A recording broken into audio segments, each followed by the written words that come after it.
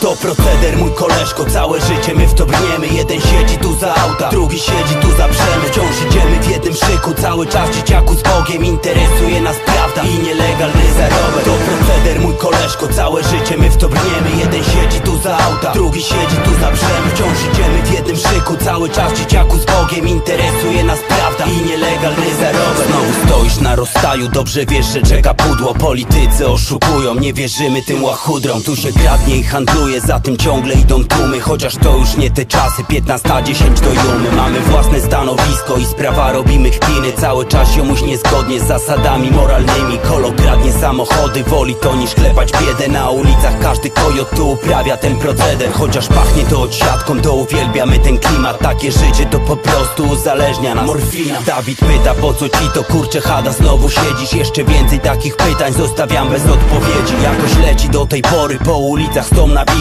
Ciągle idę w swoją stronę, tak dopóki mnie nie przymkną. Mówisz, nie mam na to zgody, takich typów trzeba wsadzać. MP3 masz na dysku, czyli w sumie też okradasz. To proceder, mój koleżko, całe życie my w to brniemy. Jeden siedzi tu za auta, drugi siedzi tu za brzemy. Wciąż idziemy w jednym szyku, cały czas dzieciaku z Bogiem. Interesuje nas